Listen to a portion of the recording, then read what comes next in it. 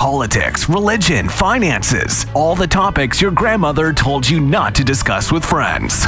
And now, your host, Matthew Dowling, and today's guests on Commonalities. Hey, thank you for joining us on another episode of Commonalities. I'm your host, Matt Dowling, alongside today's guest, Representative Josh Kail. Josh is from the southern Pennsylvania area. And before we go too far, I want to allow you, Representative Kail, to give a little bit of a self-introduction of who you are and what role you hold within the Pennsylvania House. Thank you very much, Matt. I appreciate being on the show. I appreciate you having me on the show.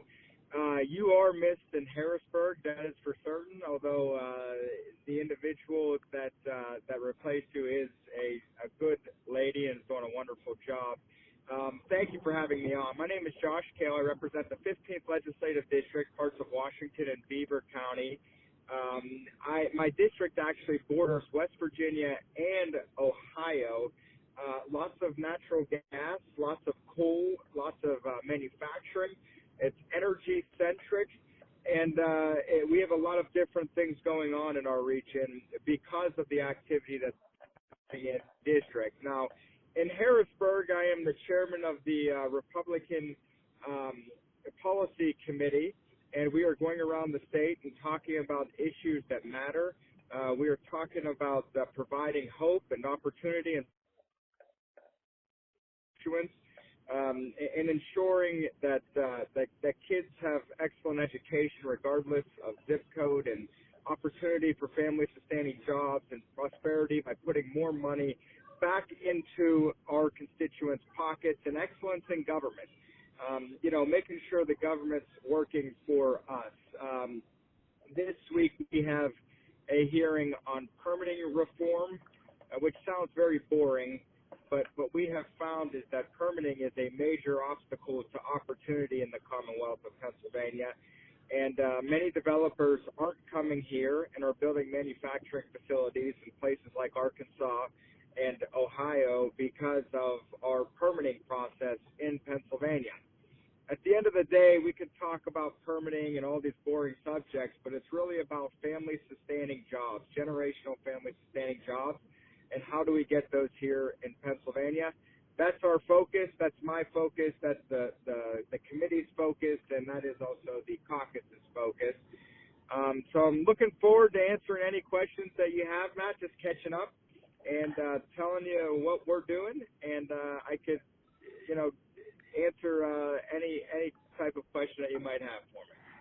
Sure. So, you mentioned gas and oil, so I want to start there because Fayette County, where we broadcast out of, although we have listeners wide and far on the World Wide Web, in Fayette County, we are very rich in the Marcellus shale layer as well as the Utica shale layer.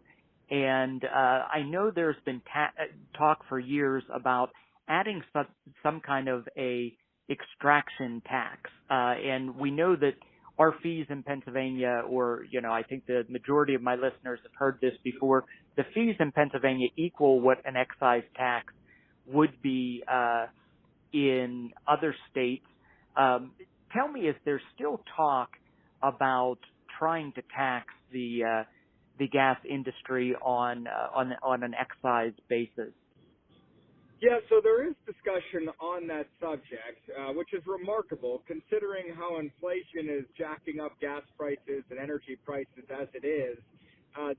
Doing a tax like this would just continue that, and consumers are going to be the ones that end up paying the price. We're already entering into a situation because of the Regional Greenhouse Gas Initiative, which Democrats have squarely put us in, which is going to be devastating for consumers with a 30% increase in energy costs. That's industrial consumers and residential consumers. Adding an additional tax would also be devastating. We are fighting against that to ensure that our energy industry has the tools it needs to keep producing, because at the end of the day, it's about lowering costs and energy, and it's about having abundant, affordable energy so that we can have lower energy bills and have job jobs here in manufacturing and production and things of that nature. So I don't think it will be on the front burner in the Shapiro administration right out of the gates, because at this point in time there is a perception that because Republicans have been very responsible with budgeting over the course of the last number of years, there is a push against raising any types of taxes other than a couple, including the Regional Greenhouse Gas Initiative, which is essentially a tax. But because of the rainy day funds, and that's where the Democrats are going to want to take money from first, I don't believe that they will die on the hill of raising a severance tax or something of that nature. And we will be fighting tooth and nail against that and any other type of tax increase and taking money out of the rainy day fund, which is not for times like we're in now, but it's for when we do end up in some sort of recession because of Democrats' poor policy at the federal level. Sure. Now, we're talking about the jobs that the gas and oil industry can bring us, but I also want to get your take on the importance of energy independence. And we're seeing with the conflict between Russia and the Ukraine that when we're going to the grocery store, because that's kind of the breadbasket of the world, that we're paying higher prices on things like wheat and flour. How important is it to us as Americans, as Pennsylvanians, to have some energy independence? And do we have the reserves in Pennsylvania to really make a big difference in that and give us the security that energy independence would bring us? We 100% have the reserves in Pennsylvania to do it for the next 50 to 70 years, and probably more than that. We just don't know how to measure the rest of the reserves. And in my mind, it's not about energy independence. I think we need to take it a step further and go towards energy dominance so that our allies in places like Germany aren't handcuffed by petty tyrants like Vladimir Putin. His war machine is funded of the nonsense coming from the left and because of their energy policies. That is a fact.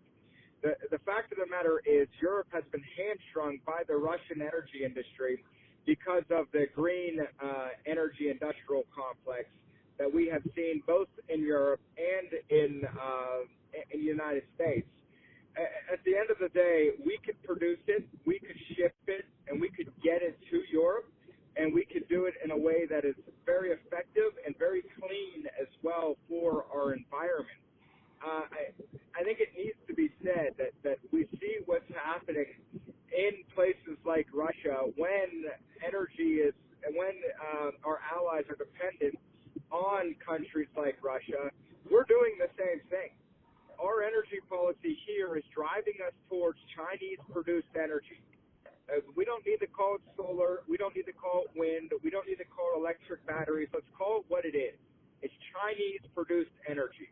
And until we can do it here in the United States, we shouldn't be going anywhere near it. We should be encouraging manufacturers to start making those goods here. We should be encouraging our entities in America to start mining for rare earth minerals. But until we can, there's no reason for us to be dependent on Chinese-produced energy.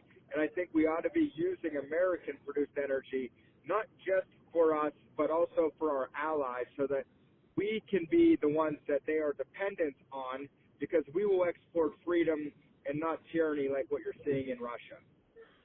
Sure. So, we've been talking about the energy independence or energy dominance, as you said.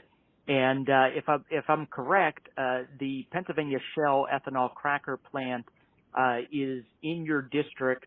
Let's talk a little bit about the sheer number of jobs that have been created by that plant and what they'll be doing at that plant long term. Yeah, so in the construction of the plant, there was a total of 14,000 trade jobs with an average income yearly of over $100,000. Beaver County in the last 10 years went from having 4 hotels to 31 hotels because of the plant. The economic impact surrounding the plant has been absolutely dramatic. 80% of the workers at the plant live within 100 miles of the plant, so it was local work for the most part. And we're generally seeing a lot of excitement about the prospect of downstream, meaning because this plant is something that is really a massive project. It provides for opportunities for other manufacturers to come in and use the pellets that's created by this plant to form their own plastic products. So there's a lot of excitement about future manufacturing, about reindustrializing Beaver County, and even without that of something like $2.3 billion a year in economic impact, it's 600 full-time jobs. It's thousands of contractors that are going to work at the plant throughout the year. It's just a boon for the region, and we're excited to see what else the energy industry can bring to our region as it relates to manufacturing and production. So it's been a very productive project, a $10 billion project that was ultimately invested by Shell. And this plant, in case, it's kind of a complicated structure to have, and what it does essentially is takes which is going to be spent in the region, which is going to keep people working in the natural gas industry here locally, and converts it, for lack of a better, it's just to try and make it in terms that I can understand it in, basically, but converts it to little plastic pellets. Now, those pellets end up getting shipped to different plastic manufacturers, get melted and formed into anything that's made of plastic, whether it's a plastic bag, whether it's your cell phone cover, whatever it is, that plastic is coming from this plant or a plant like it across the globe. There's a lot of these types of plants in Asia. This one is the first one that was built in Northeast America. There's some in the Louisiana region as well. There was one of these plants that was completed in 2012 in Louisiana, and since then there's been $154 billion of future investment around that plant. So we're hoping that not just Beaver County, but the whole region, Fayette County, Westmoreland County, Greene County, Washington County, Allegheny County, Butler, that we can all see the benefits from this type of project that we have here in Beaver County. And what's good for one of the collar counties or one of the southwest Pennsylvania counties, it's good for all of us. Absolutely. It kind of makes me want to go out and buy an extrusion machine where I could start manufacturing some plastic goods. I actually recently toured a facility that our Society of Brethren here in the Laurel Highlands Mountains has, and their community operates, and they make plastic goods that are for rehab centers, plastic potty chairs, etc., that are used for those in the aging community. And so those petrochemical pellets that you're talking about would be used in their machines. And so right here in Fayette County, I know of at least one manufacturer that's already using those materials and could probably cut costs by bringing them from the plant here in Butler right down to Fayette County. Yeah, and that's, so one of the reasons why Shell invested here was because of the activity already and the close proximity to many of the manufacturers that are in place. We're close to the Northeast. We're close to the Midwest. We can get down to Mississippi if we need to. A lot of opportunity that's going to come from this petrochemical industry. Representative Kail, we have to get to our first break. When we come back, I want to talk about education in Pennsylvania, both our public schools, our cyber charter schools, and the charters that are out there, as well as private education. We'll be back after this break on Commonalities. You're listening to Commonalities, where guests find common ground through uncommon conversations. We'll be back after this brief break to recognize our sponsors. I'm Melinda Delarose. As an assistant district attorney, I've protected Fayette County families and fought to uphold our constitutional rights. As a prosecutor and trusted local attorney, I've provided victims of crime with a strong voice and put criminals behind bars. My pledge to you as judge is to follow the law, always maintain the highest ethical standards, and to run a courtroom that's respectful of your time and tax dollars. I'm Melinda Delarose, asking for your vote for judge. Paid for by friends of Melinda Delarose. Is your business using analog strategies in a digital marketing world? If so, then contact Matthew or Rebecca Dowling at Coordinated 360 for a professional consultation, where we bring in-depth knowledge and functional expertise with a holistic perspective. Coordinated 360 provides digital marketing, paid ad and media buying services, web design, social media management, video production, and more for businesses, organizations, and political campaigns. With decades of experience, Matt and Becky at Coordinated 360 can help you craft your unique message and share it with the world. For a no-risk media evaluation and recommendations, call 724-320-2212 or visit us online at www.coordinated360.com. Find us also on Facebook, Instagram, and Twitter, or email info@coordinated360.com. When it comes to buying a home, what you see isn't exactly what you get. That's why home buyers should call Dave Dowling at Grandview Inspections at 724-208-4108. You'll see colorful flowers, freshly painted walls, granite countertops, gleaming hardwood floors, and other touches. What you can't see is the cracks, ancient plumbing, dangerous wiring, or broken appliances that might be revealed when you hire a home inspector. And when it comes to home inspectors, knowing yours has the qualifications and experience needed should be your number one concern. Dave Dowling with Grandview Inspections is an architectural engineer with over 30 years of commercial construction experience and hundreds of inspections under his belt. A home inspection is an opportunity for you to hire an expert to walk through the home and prepare a report outlining the home's major components, what needs immediate attention, and what will require maintenance after you move in. Your home is one of your biggest investments, so make sure your investment is everything you hoped it to be. Call Dave Dowling at Grandview Inspections at 724-208-4108.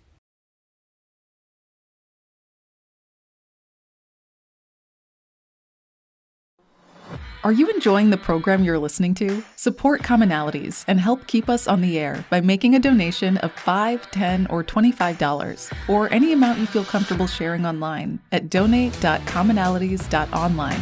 Again, that is donate.commonalities.online on the World Wide Web. Buy our host a cup of coffee or help pay for airtime at donate.commonalities.online. Thanks for staying with us. Thanks for staying with us. This is your host, Matt Dowling. My guest today is Representative Josh Kail, who is the chairman of the Republican Policy Committee, and he's been traveling the state. In fact, today I think he's making his way across the Commonwealth. He's got important hearings that the committee has to talk about all different things, but one of the things they've talked about recently has been education. So Representative Kail, fill us in on what you've learned from your policy hearings on education recently. Yeah, so I recently met with an administrator of a school in a community that is not well off in Philadelphia, and he was explaining to me, and this kind of frames where we're coming from on education. He was explaining to me that they did a survey in one of their classes, I believe it was a 7th grade class, asking the kids what they expect their life expectancy to be. Just a survey amongst the students, and the average age that came from that survey was 26. Was 26 years old. That's amazing. It's absolutely just really it's terrible, but it is amazing that that's that's what it is. And when I heard that, I just thought to myself, like, what are we doing? How can we provide hope for these kids? How can we let them know that the state legislator is trying to make their lives better? It's trying to make their families' lives better. And one of the things that we have to be razor focused on is providing hope for kids regardless of their zip code, providing hope for families regardless of where they live. And the way that we can do that is by empowering parents to have a choice in the education process. We had just had a hearing last week on this subject, and it was astounding how certain areas and certain schools and certain private schools, charter schools, whatever the situation is, how every child is different and every family is different, and how the best way, even for our public schools, to operate is to have competition. There's nothing wrong with competition. There are public schools that are absolutely phenomenal, that are excellent, and that's great, and we want every public school to be that way. And I believe the way we get there is by giving parents options and ensuring that there's some level of accountability through competition, and ensuring that parents are in charge of the direction of where their kids are going, what they're learning, and not systems. So I'm excited about having more hearings on this subject. I think it's something that is generally appreciated by the electorate. And I think we need to keep talking about it and develop robust legislation that can really ensure that every student, every family has hope regardless of their zip code. Well, you made a great distinction there that I want to follow up on. And I also want you to talk about your family size here in a moment. But, you mentioned that parents know what's best for their children, and I completely agree with that. I think most of our listeners would agree with that as well. But you also said that every family is different and every child is different. During the pandemic, we made the decision to cyber charter my two sons. And I have one son that has some special needs, and he is really excelling with the help that he's getting through a cyber charter opportunity. My other son, however, is not quite as challenged in the cyber charter environment because he's not in a classroom where he's competing with other kids. And so I think the distinction that needs made is really education. It's not one size fits all. It fits every student differently. I'm thinking that one of my kids will go to a bricks and mortar school next year, and the other one we're undecided about right now because he is really improving and excelling in a cyber charter environment. So it's not just that each family situation may be different, but each child can be different as well. And since we're on the topic of children, my listeners in Fayette County may not have the awareness of the size of your family. So, why don't you tell us how many kids you and your beautiful wife have? So, yeah, my wife and I have 8 children. We just had our 8th child. Our oldest is 12. Our youngest is 2 months. And you're absolutely right. We got 6 in between those two.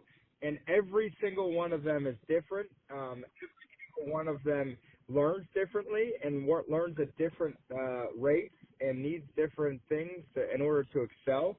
And that's great. And that's how God made them. And we shouldn't try and fit them all into one box. If like for your family, if cyber charter works best, that's phenomenal. If another one, public school, is best, traditional public school, that's great too. But we cannot just try this cookie cutter system that we have and try stuffing our children into each one as though they're a brick just to put into a wall. Our kids are unique. Our kids have talents that need to be developed, and those talents are developed differently for each and every one. It's not an attack. A lot of people try and make this into an attack on teachers, an attack on the public school system. It really isn't.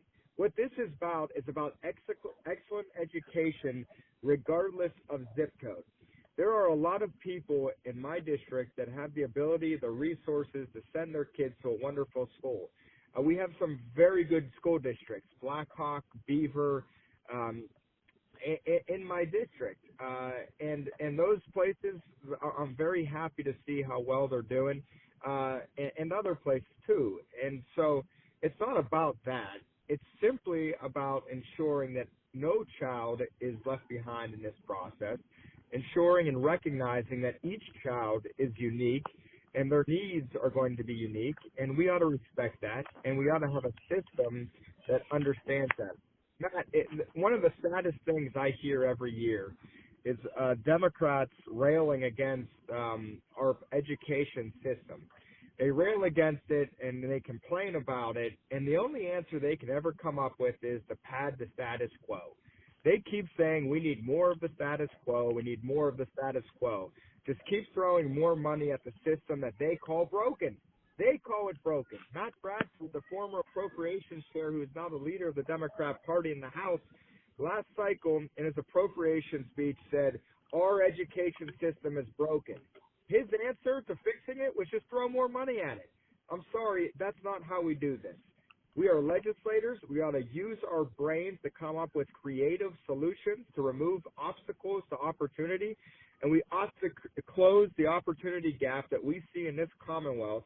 And it shouldn't matter what zip code you're in. If your child wants, and a family wants to have that child get an excellent education, they ought to be able to do it.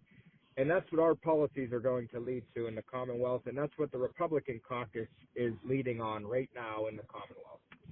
Well, and I think now is an opportune time to evaluate education and how we have to fund education. I don't know if all of our listeners are aware, but the Pennsylvania Supreme Court had a ruling that came down based on educational funding, and in this year's budget process, if I'm correct, you guys are going to have to make a change in how we fund our public schools across the Commonwealth.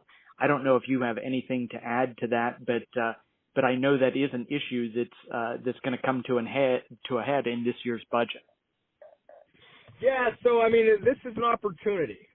We got to look at it as an opportunity. The Commonwealth Court, not the state Supreme Court, actually left room for the legislature to fix the problem, which is appropriate because the court has no ability to appropriate funds, which calls into question what they did in the first place. But the court will be the court, and we got to look at it as an opportunity to ensure that money is following the child, and that every child, regardless of zip code, has the opportunity for an excellent education. So we got to take a look at the funding formula. We have to ensure that our rural schools are appropriately funded. That is a serious concern that I have. Coming from a rural district myself, I represent 12 different school districts, which is in the context of state house seats, which is remarkable. And so we need to make sure that our smaller schools are not left behind in this process. But ultimately, as a philosophy, as a North Star, as a guide for our caucus, we are razor focused on ensuring that children get an excellent education regardless of their zip code. From Bucks County to Beaver County, from Philadelphia to Erie, and everywhere in between. That's our focus, and it's not on systems and padding the status quo. It's on funding children and giving families choices, and this is an opportunity for us to put in a system that does exactly that. And if we're talking about money following the child, is there any chance that we could be talking about some type of a voucher system in Pennsylvania at this time? So I don't think it's realistic to expect the Democrat caucus to go for something of that nature. We will be advocating for it, in particular in poor-performing schools. It's my opinion that we should broaden that beyond just poor-performing schools, but we got to start somewhere. However, the governor, Governor Shapiro, in his campaign, now I understand that, with a lot of politicians, what they say in their campaign is one thing and what they do is another. So I'm not naive to that. But with that being said, Governor Shapiro has come out and said he supports vouchers, particularly with poor performing school districts, and we ought to believe him, and we ought to put something forward that does that, because if it's just for poor performing school districts, that's a step in the right direction. And if we can show that it works for those families, I don't see why it couldn't work for other families, and why we should have other people not getting the same types of opportunities. So we will be driving that agenda. We will be trying to incrementally make our education system better and continue to debate in the public square as to why we should be funding children and families and not systems. And I think what we have to talk about also, and, not to be extremely partisan, because on the show I try to be as bipartisan as I can be, but there's no covering up the fact that when I was in the legislature, I was an extreme conservatism in the top 10%. But with that being said, you kind of have to follow the money. And what worries me when we talk about education is the donations that come from the PSEA, from the teachers union, and what candidates those go to. And ultimately, does that cloud some people's judgment, when they're moving through the process? That being said, I went to a public high school. I went to Catholic school before that. But, in my public high school experience, I have teachers that definitely shaped me into the individual that I am today, and gave me some extremely good life lessons through the education that I received. So this isn't a knock on teachers, but just the money that is, passed on through that teachers union. What kind of stumbling blocks do you think that may provide as we discuss education? Yeah, that's certainly an issue, and those teachers, the PSCA and all these other groups, they're free to give where they want, and it's certainly a problem because of the resources that they do have. But I will say that the bigger challenge here is going after the status quo. Any time that you are a disruption to the status quo, you're going to have a target on your back. And the education system is one of the largest institutions that we deal with in the legislature, and we are squarely attacking the status quo because the status quo is not working for enough families. And so we're going to continue to do that. And the more of this that becomes a public debate, having radio interviews like this, talking to you and others in the public forum on this topic, the better off we'll be at. We have the truth on our side with this. We have the family on our side with this. We have students that we are advocating for with this. And unfortunately, more so than the unfortunate nature of the PSA and who they donate to, unfortunately, the Democrat Party has zero creativity. And it's not just with education. Their entire platform across the board is padding the status quo. How do they solve problems? Throw more money at it, because they don't want to use their brains to solve problems. They just want to be able to throw more money at stakeholders, at people that fund their campaigns, and that's the only solutions they come up with anything. We have an energy issue, throw more money at the green industry. We have a healthcare issue, throw more money at the SEIU and different groups like that. We have an education problem, just throw more money at it. I'm sorry, but taking taxpayer dollars and just throwing it out without any type of accountability, that's not a winning solution. Padding the status quo is not a winning solution. Republicans have ideas that'll work. We have solutions beyond just throwing more money at it, and that's what we're working on, and we're removing those obstacles to opportunity. And the Democrat Party has gotten lazy, and it might use fluffy words in their campaign like the Office of Transformation and Opportunity and all this other nonsense.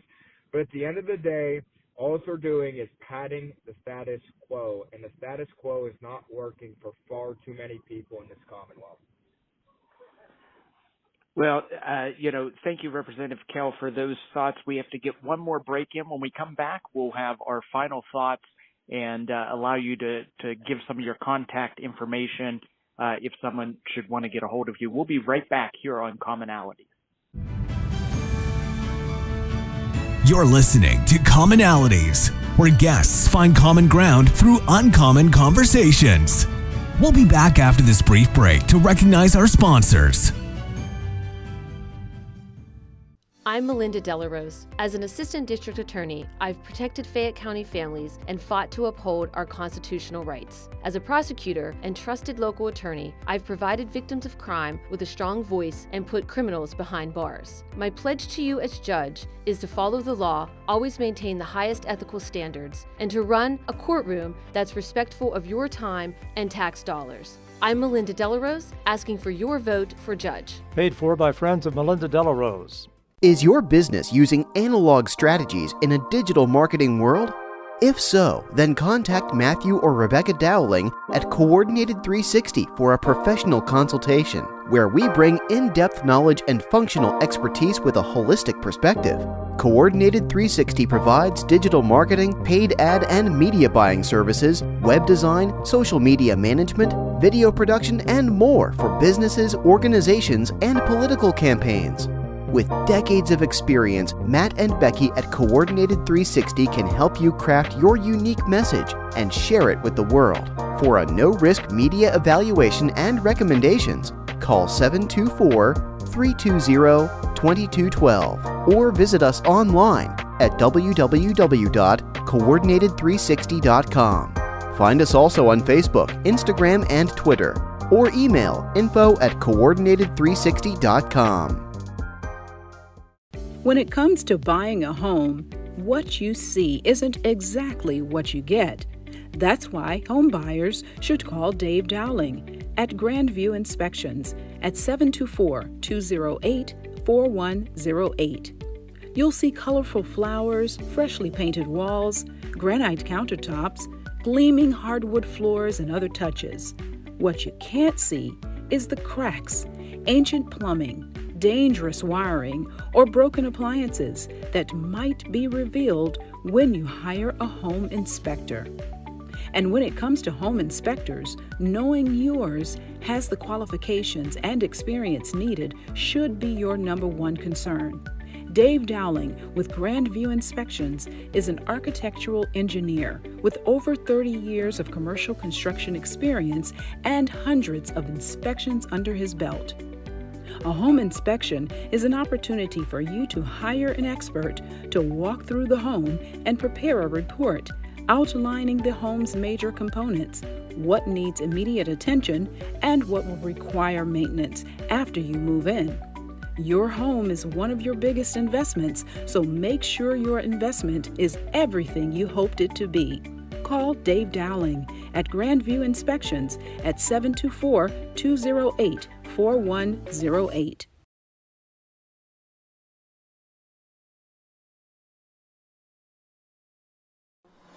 Are you enjoying the program you're listening to? Support Commonalities and help keep us on the air by making a donation of $5, $10, or $25, or any amount you feel comfortable sharing online at donate.commonalities.online. Again, that is donate.commonalities.online on the World Wide Web. Buy our host a cup of coffee or help pay for airtime at donate.commonalities.online. Thanks for staying with us on Commonalities. I'm your host, Matt Dowling, alongside our guest today, Representative Josh Kail. Representative Kail, we just have a couple minutes left in the program. If you'd like to give any final thoughts, I know we talked a lot about energy. We talked about education. I don't know if you have any other bullet points on your legislative agenda that you want to share with us today. And then also, if someone has thoughts or concerns about some of the issues you were talking about, how can they get that message to you or other members of the General Assembly? Yeah, so Matt, I really appreciate you having me on, and you are missed in the legislature. You are a leader on energy and education issues and many, many more. Charity is doing a wonderful job, Charity Krupa. who is a representative in that area, and I'm looking forward and excited to work with her, and she is learning very quickly. But your leadership is certainly missed. Energy, education, these are the bread and butter issues that we are working on.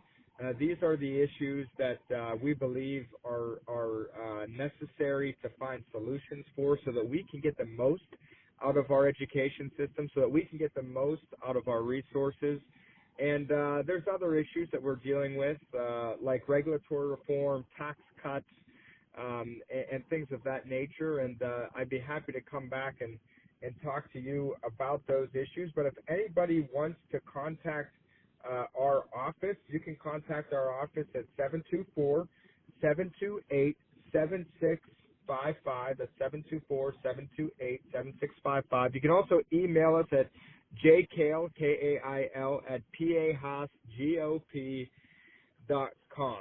And again, Matt, I really appreciate you having me.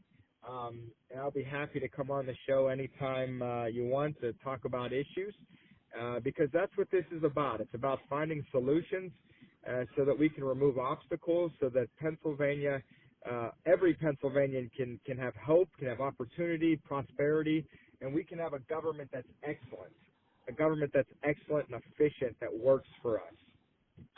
Well, I thank you so much for making time in your busy schedule. I know you crisscross the Commonwealth as policy chair, making out to individuals' districts. I would also encourage our listeners, if there's an issue that you really think that state government needs to delve into deeper and to find answers to, contact your local state representative. Ask them to get the policy committee to consider having a hearing right there in your local district. I'm sure Representative Kail would be happy to come out to the district and to discuss those problems. Really, that's where the legislative agenda starts, is with that policy committee, where they listen and get the feedback of our constituents here in Pennsylvania, because those members of the State House are really servant leaders, and they need your help in legislating and in making Pennsylvania great again. So I thank you for being on the show, Representative Kail, and look forward to talking to you again in the future. This has been Matt Dowling with Commonalities. This has been Commonalities, a show where guests find common ground through uncommon conversations. Copyright 2022 Coordinated 360. All public rebroadcasts should be done with prior written approval from Matthew Dowling. All requests should be sent to info@coordinated360.com. Thank you for listening to Commonalities. I'm Melinda Delarose. As an assistant district attorney, I've protected Fayette County families and fought to uphold our constitutional rights. As a prosecutor and trusted local attorney, I've provided victims of crime with a strong voice and put criminals behind bars. My pledge to you as judge is to follow the law, always maintain the highest ethical standards, and to run a courtroom that's respectful of your time and tax dollars. I'm Melinda Delarose, asking for your vote for judge. Paid for by friends of Melinda Delarose. Is your business using analog strategies in a digital marketing world? If so, then contact Matthew or Rebecca Dowling at Coordinated 360 for a professional consultation, where we bring in-depth knowledge and functional expertise with a holistic perspective. Coordinated 360 provides digital marketing, paid ad and media buying services, web design, social media management, video production, and more for businesses, organizations, and political campaigns. With decades of experience, Matt and Becky at Coordinated 360 can help you craft your unique message and share it with the world. For a no-risk media evaluation and recommendations, call 724-320-2212 or visit us online at www.coordinated360.com. Find us also on Facebook, Instagram, and Twitter, or email info@coordinated360.com. When it comes to buying a home, what you see isn't exactly what you get. That's why home buyers should call Dave Dowling at Grandview Inspections at 724-208-4108. You'll see colorful flowers, freshly painted walls, granite countertops, gleaming hardwood floors, and other touches. What you can't see is the cracks, ancient plumbing, dangerous wiring, or broken appliances that might be revealed when you hire a home inspector. And when it comes to home inspectors, knowing yours has the qualifications and experience needed should be your number one concern. Dave Dowling with Grandview Inspections is an architectural engineer with over 30 years of commercial construction experience and hundreds of inspections under his belt. A home inspection is an opportunity for you to hire an expert to walk through the home and prepare a report outlining the home's major components, what needs immediate attention, and what will require maintenance after you move in. Your home is one of your biggest investments, so make sure your investment is everything you hoped it to be. Call Dave Dowling at Grandview Inspections at 724-208-4108.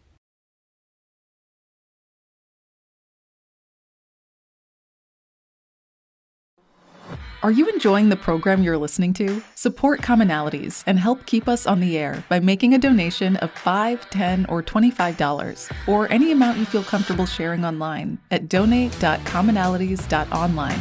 Again, that is donate.commonalities.online on the World Wide Web. Buy our host a cup of coffee or help pay for airtime at donate.commonalities.online.